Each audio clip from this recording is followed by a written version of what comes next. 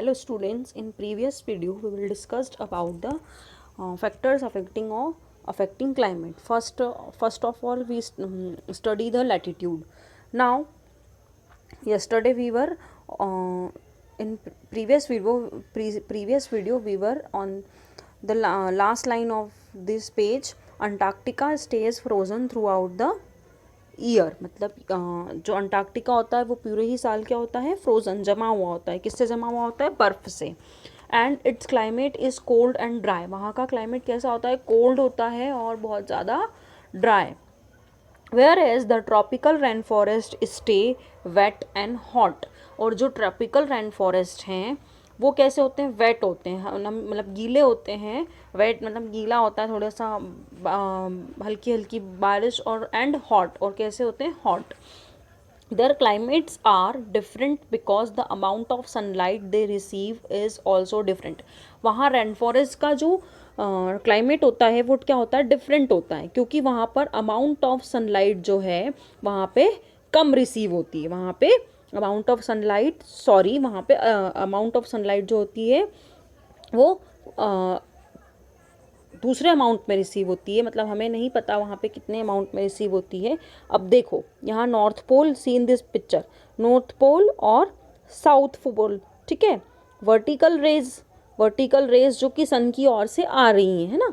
तो यहाँ अलग अलग एरियाज़ में अलग अलग सनलाइट होती है, इसीलिए हर जगह का जो अमाउंट ऑफ सनलाइट है वो अलग होती है, रिसीव होती है. The place near the equator get more sunlight. The place near the equator get more sunlight compare to the place near the Arctic circle. ठीक है. अब जो प्लेस है इक्वेटर के पास जो प्लेसेस हैं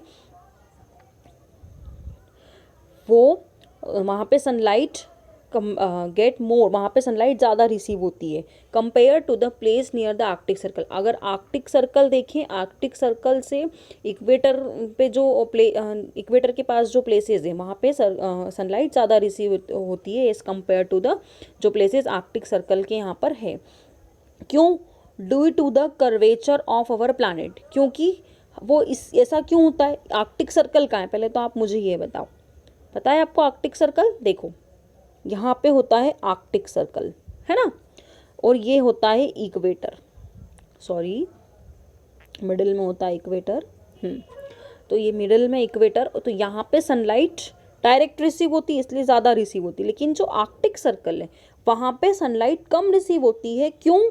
क्योंकि वहाँ पे क्या है, हमारा जो प्लानेट है अर्थ जो है वहाँ पे कर्वेचर है, उसका कर्व है, वहाँ पे कर्व लेती है ना. सर्कल राउंड में जब सर्कल को हम देखते हैं, बॉल को हम देखते हैं तो नीचे से क्या होता है? वो कर्व होता है, तो वो डिक्रीज हो जाता है.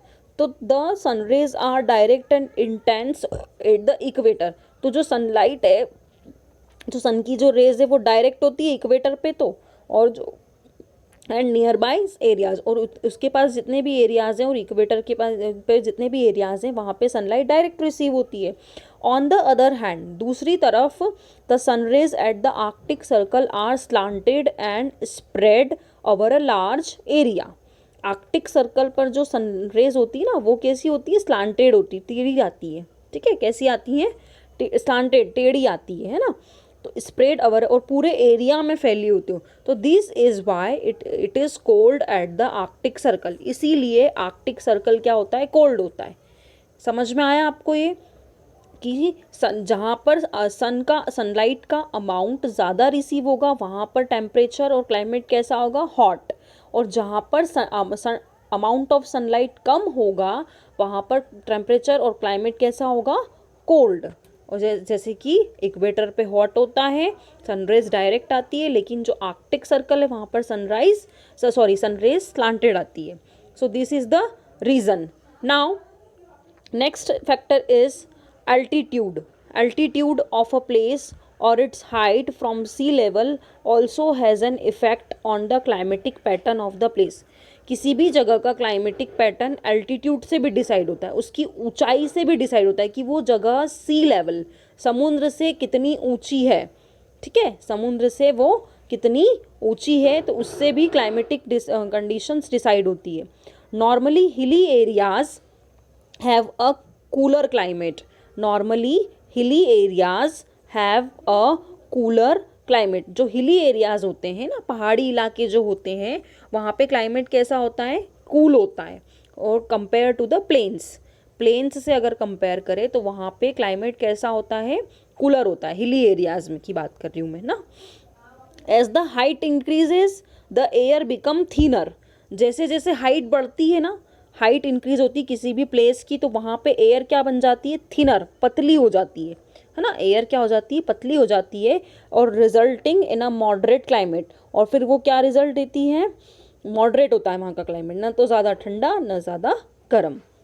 फॉर एग्जाम्पल मीडियम होता है। For example a hill stations like Nainital, जैसे कि हिल स्टेशंस है, हिली एरियाज है, पहाड़ी इलाके हैं, तो वहाँ पे क्लाइमेट क्या बताया मैंने, कूल बताया है ना। प्लेन्स की कंपेयर वहाँ पे क्लाइमेट कूल होता है। क्यों होता है, क्योंकि उसकी हाइट की वजह से, उसके अल्टीट्यूड की वजह से।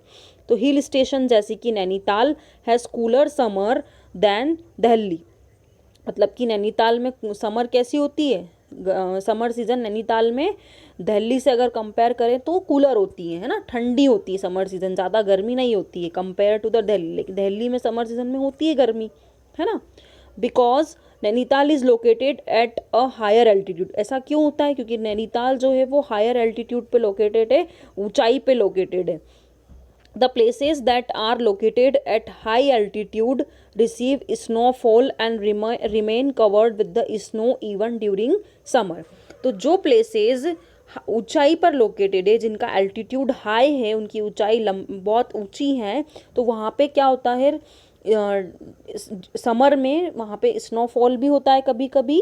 और वहाँ पे वो किससे कवर्ड रहते हैं, स्नो से कवर्ड रहते हैं ड्यूरिंग समर। विंटर में तो रहते ही है वो स्नो से कवर्ड, बट समर में भी वहाँ पे स्नोफॉल होता है, और विंटर में भी वहाँ पे स्नोफॉल होता है, और वहाँ पे कोल्ड क्लाइमेट भी कोल्ड होता है। क्लियर, आई थिंक आपको यहाँ तक क्लियर होगा। ये 2 फैक्टर्स हमने पढ़े हैं, एक फर्स्ट इज लैटिट्यूड और सेकेंड इज अल्टीट्यूड, है ना। लैटिट्यूड वाले में हमने कर्वेचर, वो सनलाइट, अमाउंट ऑफ सनलाइट का एग्जाम्पल देखा है, आर्कटिक सर्कल और इक्वेटर का। और एल्टीट्यूड में हमने हाइट, 2 प्लेसेस की हाइट, जहाँ, क्योंकि हाइट की वजह से क्लाइमेट चेंज होता है वहाँ पे, कूल क्लाइमेट जहाँ पे, क्योंकि एयर क्या हो जाती है ऊपर जाने के बाद, पतली हो जाती है, तो वहाँ पे क्लाइमेट कैसा होता है, कूल होता है। जो जगह है उनका, जिनका एल्टीट्यूड ज़्यादा है। और यहाँ पे नैनीताल और दिल्ली को कंपेयर करके भी बताया है। Now the next